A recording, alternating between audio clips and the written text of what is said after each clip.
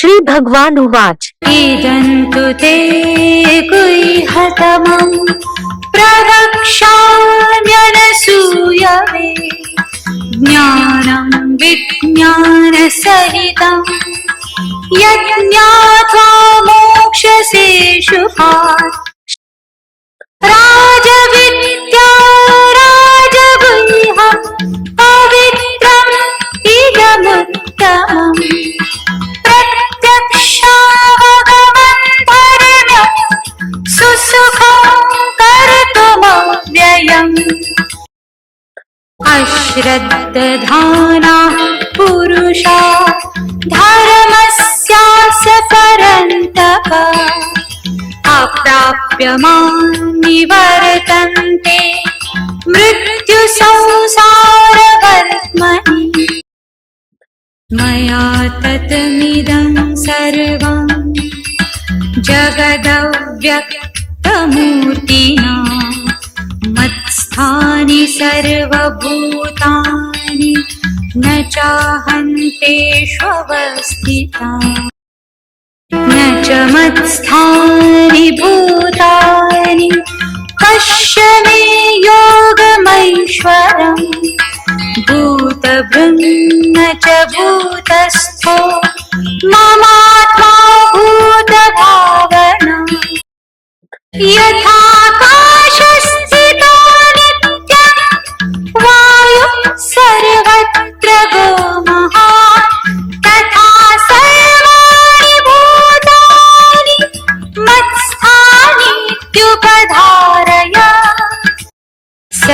सर्वभूतानि कौन्तेय प्रकृतिं यान्ति मामिकाम्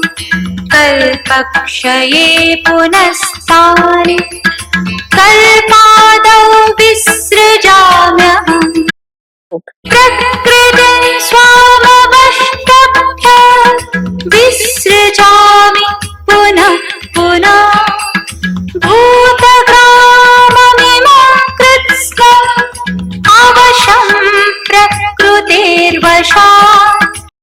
न च मान्तानि कर्माणि निबध्नन्ति धनञ्जय उदासीनवदासीन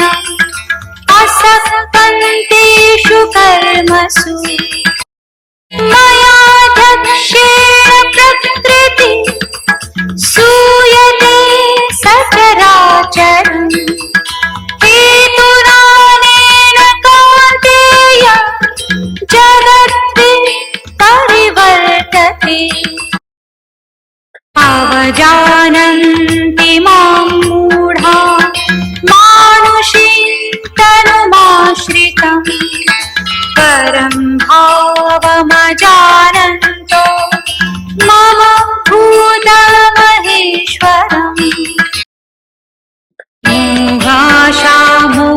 मोहाशामोघकर्माणो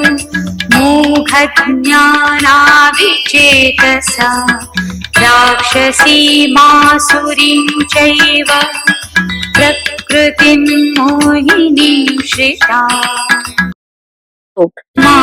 महात्मानस्तु मां पार्थ दैवीं प्रकृतिमाश्रिता भजन्त्यनन्यमनसो ज्ञात्वा भूतादिमव्ययम् सततं कीर्तयन्तो मां यतन्तश्च दृढव्रता नमस्यन्तश्च मां भक्त्या नित्ययुक्ता उपासते ज्ञानयज्ञेन चाप्यन्ये यजन्तो मामुपासते एकत्वेन पृथक्त्वेन बहुधा विश्वतो मुखम् अहं क्रतुरहं यज्ञः स्वधाहमहमौषधम् मन्त्रोऽहमहमेवाच अहमनिरहं भूतम् पिताहमस्य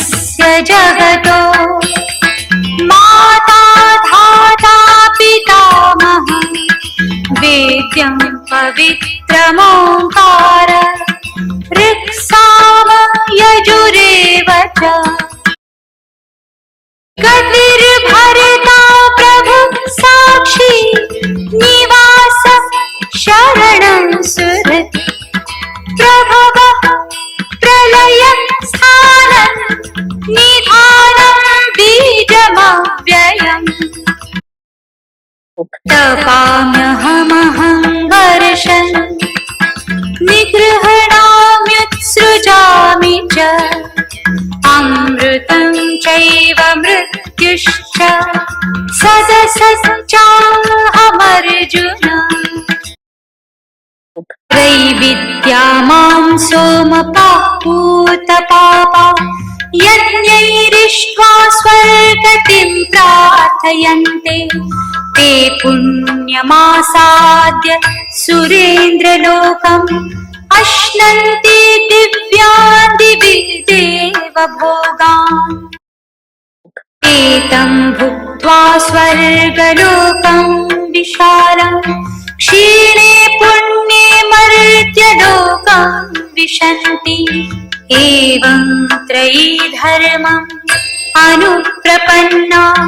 गतागतं कामकामा लभन्ते अनन्याश्चिन्तयन्तो मां ये जनाः पर्युपासते तेषां नित्याभियुक्तानां योगक्षेमं वहाम्यहम् येऽप्यन्यदेवता भक्ता यजन्ते श्रद्धयान्विताः तेऽपि मामेव कौन्तेय यजन्त्यं विधिपूर्वकम् अहं हि सर्वयज्ञानां भोक्ता च प्रभुरेव च न तु मामभिजानन्ति तत्त्वेनातश्च वन्ति ते यान्ति देवव्रता देवान् पितॄन् यान्ति पितृव्रता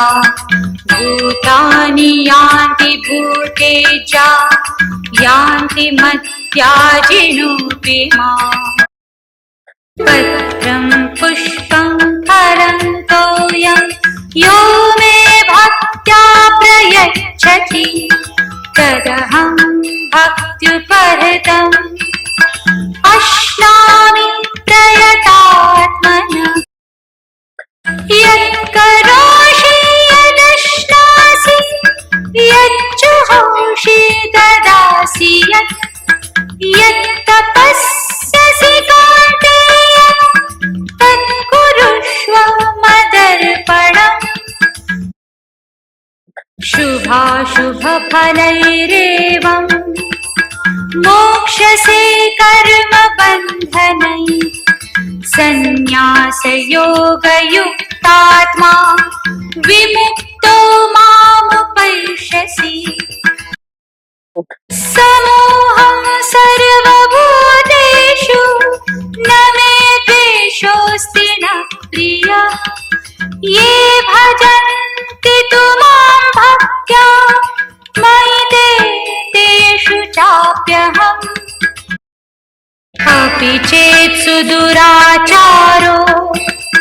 भजते मामनन्यः साधुरेव समन्तव्य सम्यक् व्यवसितो हि सा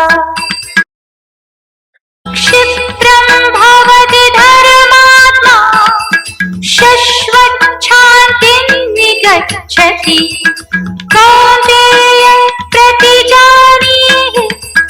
न मे भक्तः प्रणश्यति माहि पार्थव्यपाश्रित्य येऽपि स्युः पापयोनयः स्त्रियो वैश्यास्तथा शूद्रा तेऽपि यान्ति परां गतिम् किं पुनर्ब्राह्मणाः पुण्या भक्ता राजर्षयस्तथा अनित्यमसुखं लोकम् इमं प्राप्य भजस्व माम् मन्मना भव मद्भक्तो मद्याजी मां नमस्कुरु मामे वैश्यसि युक्त्वैवम् आत्मानं मत्परायणम्।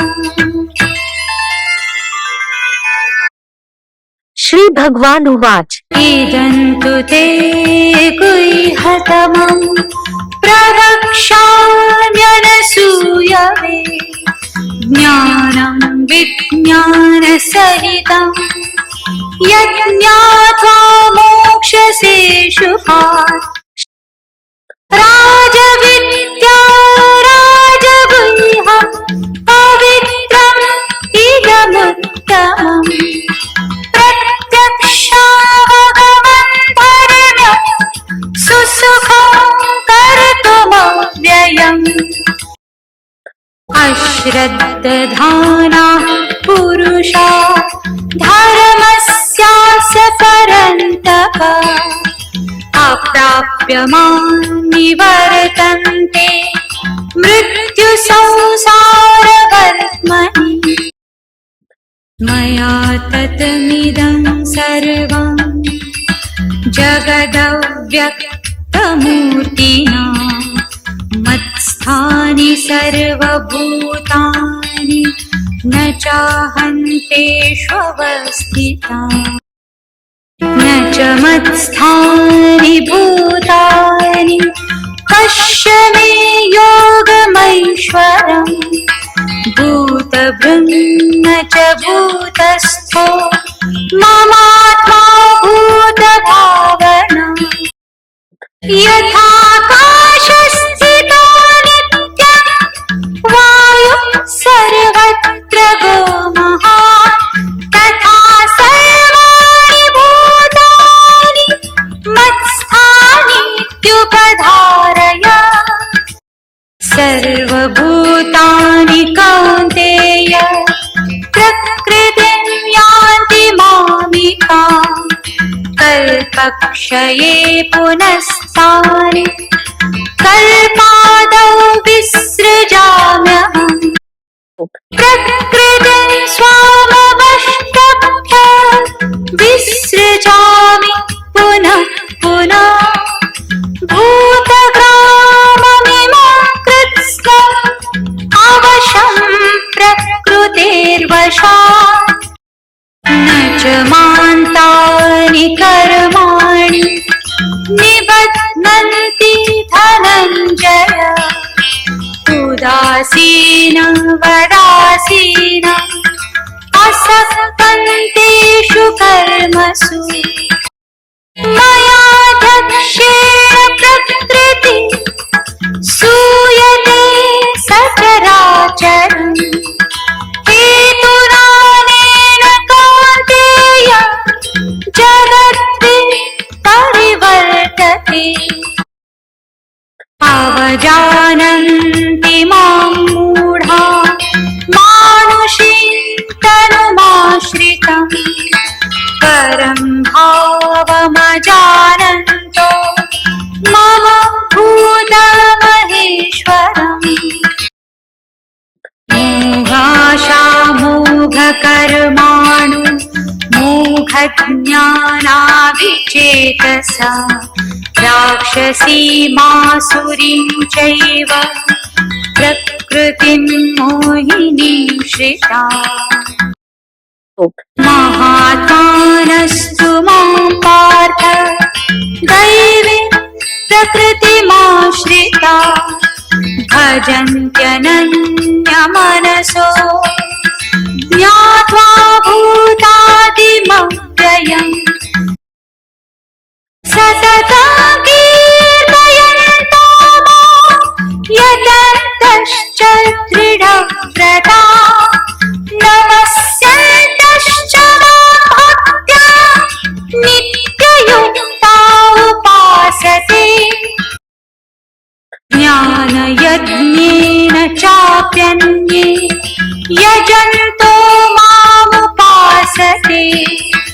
एकत्वेन पृथक्त्वेन बहुधा विश्वतो मुखम्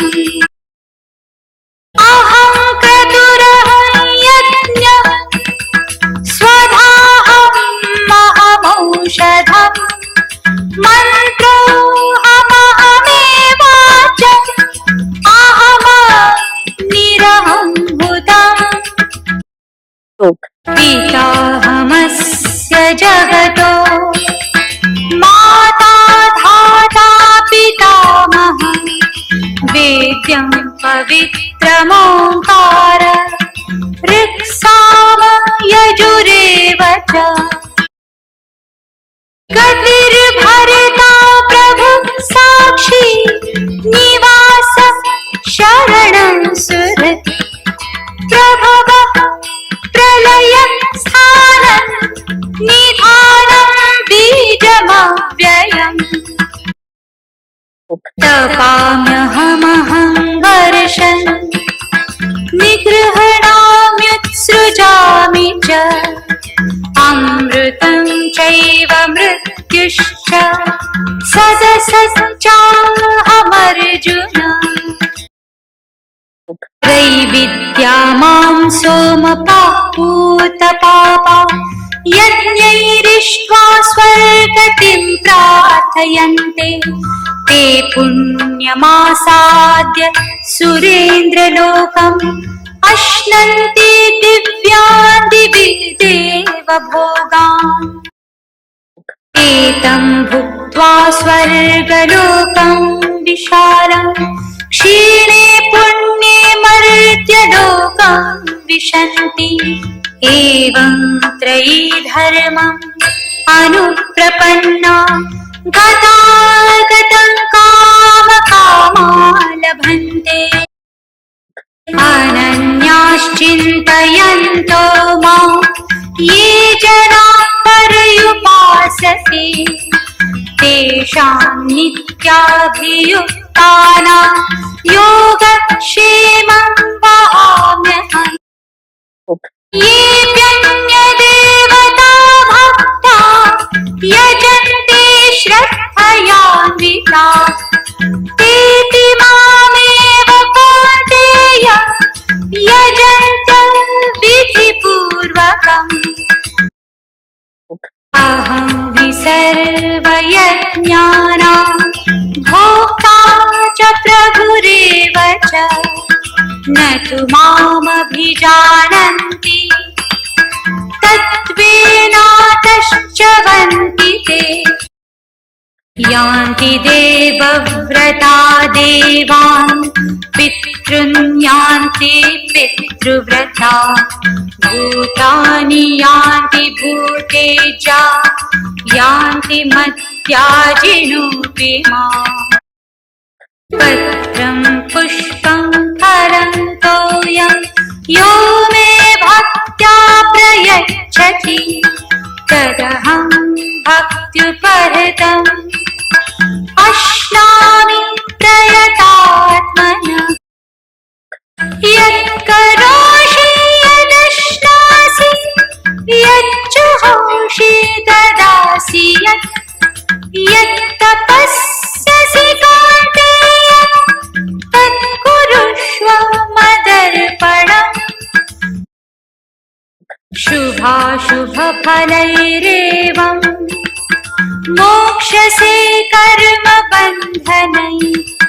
सन्न्यासयोगयुक्तात्मा विमुक्तो मामुपैष्यसि समोहं सर्वभूतेषु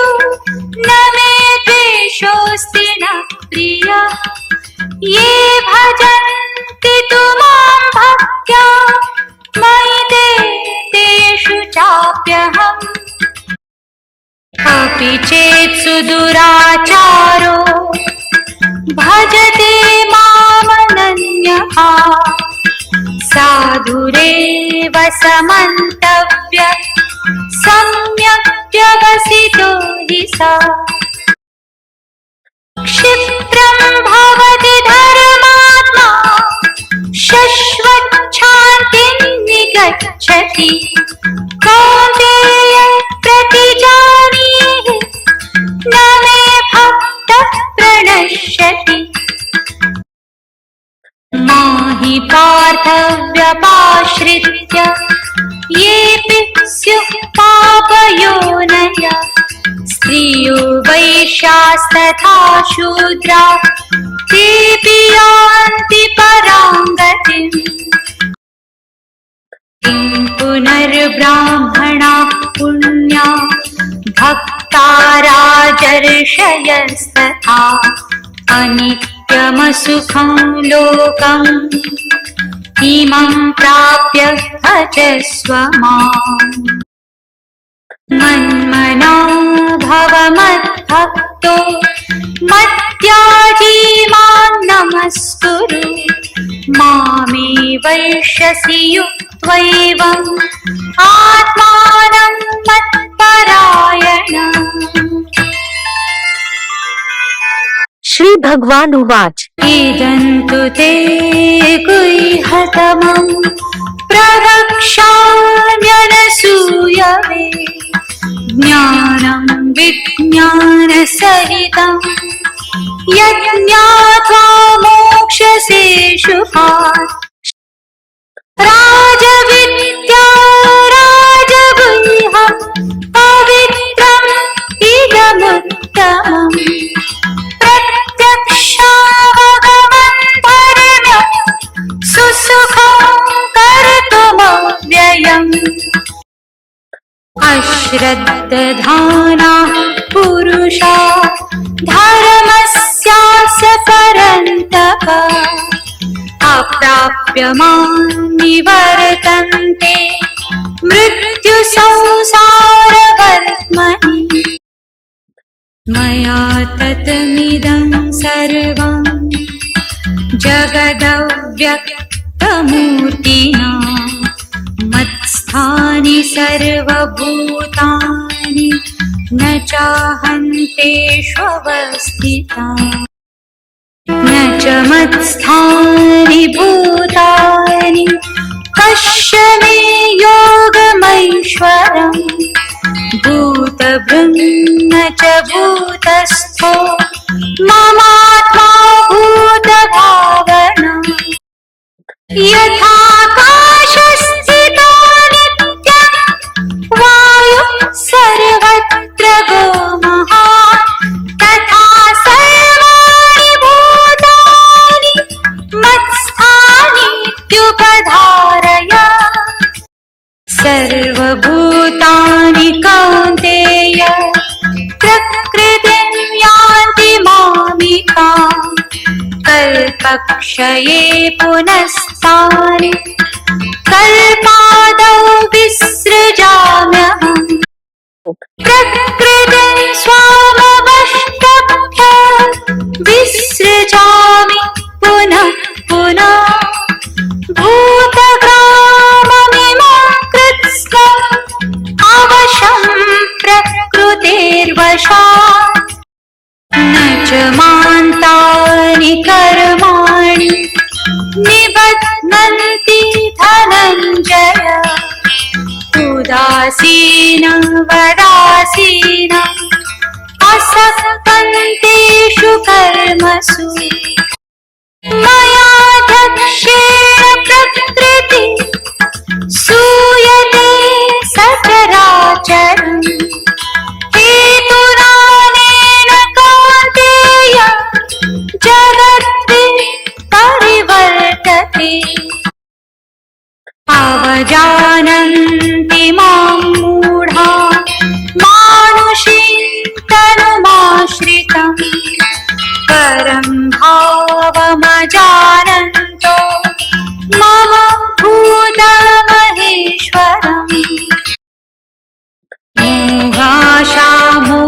मोघाशामोघकर्माणु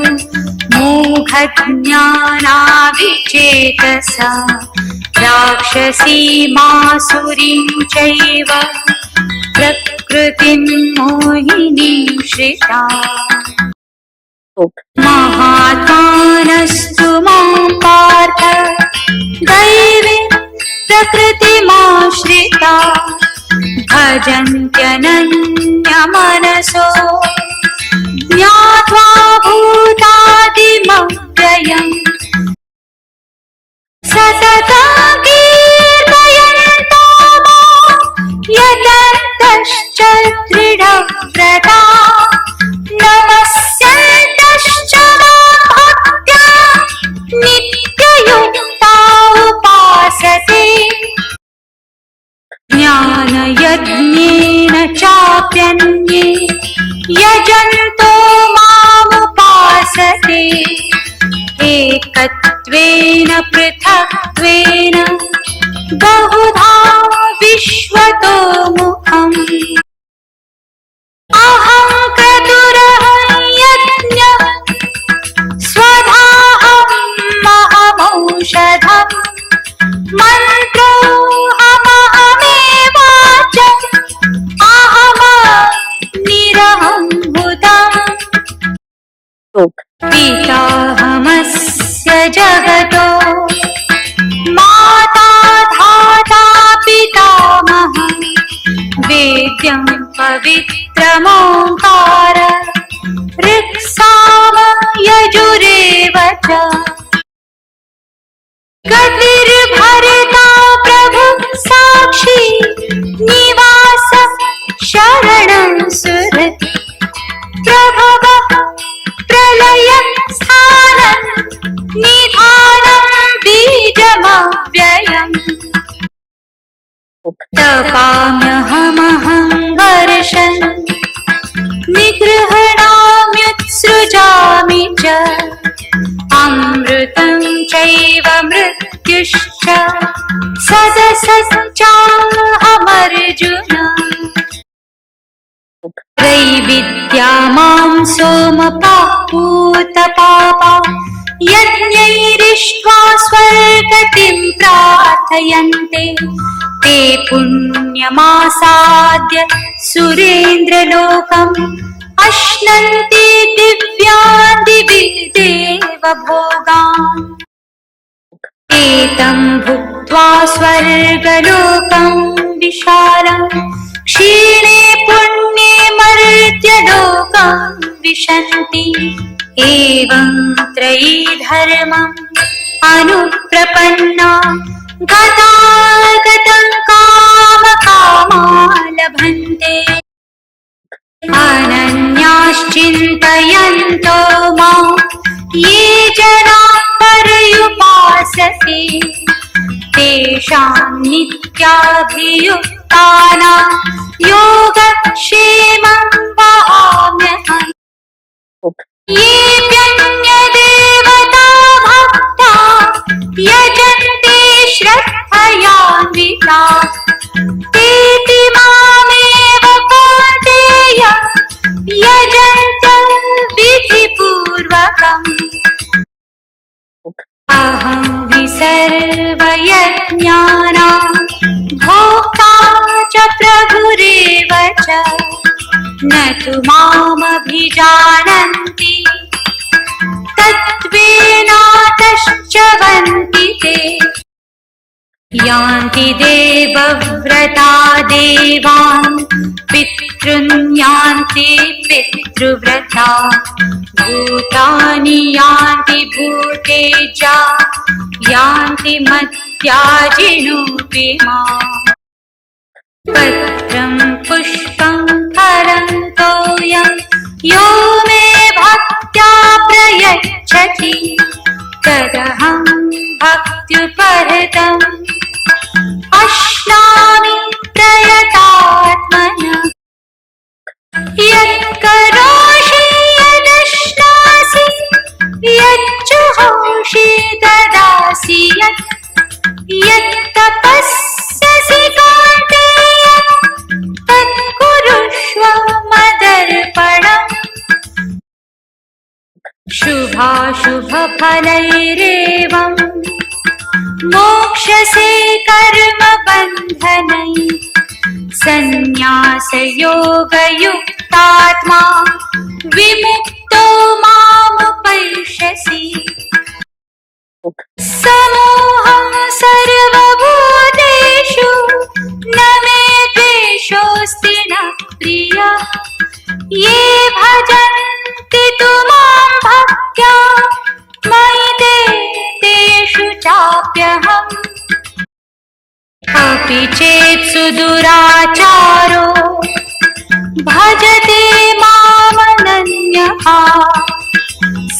साधुरेव समन्तव्य सम्यक् व्यवसितो हि सा क्षिप्रं भवति धर्मात्मा शश्वच्छान्तिं निगच्छति कौन्तेय प्रतिजानीहि न मे भक्तः प्रणश्यति माहि पार्थव्यपाश्रित्य येऽपि स्युः पापयोनयः स्त्रियो वैश्यास्तथा शूद्रा तेऽपि यान्ति परां गतिम् किं पुनर्ब्राह्मणाः पुण्या भक्ता राजर्षयस्तथा अनित्यमसुखं लोकम् इमं प्राप्य भजस्व माम् मन्मना भव मद्भक्तो मद्याजी मां नमस्कुरु मामे वैश्यसि युक्त्वैवम् आत्मानं मत्परायणम्। श्री भगवान उवाच इदन्तु ते गुह्यतमं प्रवक्ष्याम्यनसूयवे ज्ञानं विज्ञानसहितं यज्ञात्वा मोक्ष्यसे शुभात्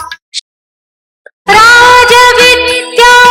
राजगुह्यं पवित्रम् इदमुत्तमम् प्रत्यक्षावगमनधर्म्यं सुसुखं कर्तुमव्ययम् अश्रद्धधानाः पुरुषा धर्मस्यास्य परन्तप अप्राप्य मां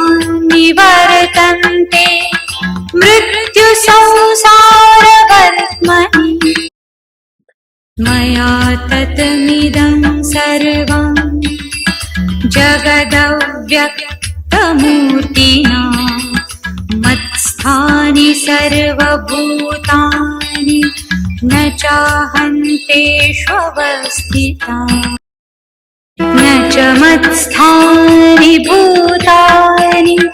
पश्य मे योगमैश्वरम् भूतभृन्न च भूतस्थो ममात्मा भूतभावना यथाकाशस्थितो नित्यं वायुः सर्वत्र गोमहान् तथा सर्वाणि भूतानि मत्स्थानीत्युपधारय सर्वभूतानि कौन्तेय प्रकृतिं यान्ति मामिकाम् कल्पक्षये पुनस्तानि कल्पादौ विसृजाम्यहम् प्रकृतिं स्वामवष्टभ्य विसृजामि पुनः पुनः भूतग्राममिमं कृत्स्नम् अवशं प्रकृतेर्वशात् न च मान्तानि कर्माणि निबध्नन्ति धनञ्जय उदासीनं वदासीनम् असक्तन्तेषु कर्मसु मयाध्यक्षेण प्रकृति सूयते सचराचरम् हेतुनानेन कौन्तेय जगत् परिवर्तते अवजानन्ति मां मूढा मानुषीं तनुमाश्रितम् परं भावमजानन्तो मम भूतमहेश्वरम्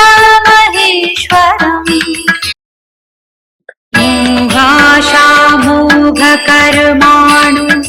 मोघज्ञानाविचेतसा राक्षसीमासुरीं चैव प्रकृतिं मोहिनीं श्रिता महात्मानस्तु मां पार्थ दैवीं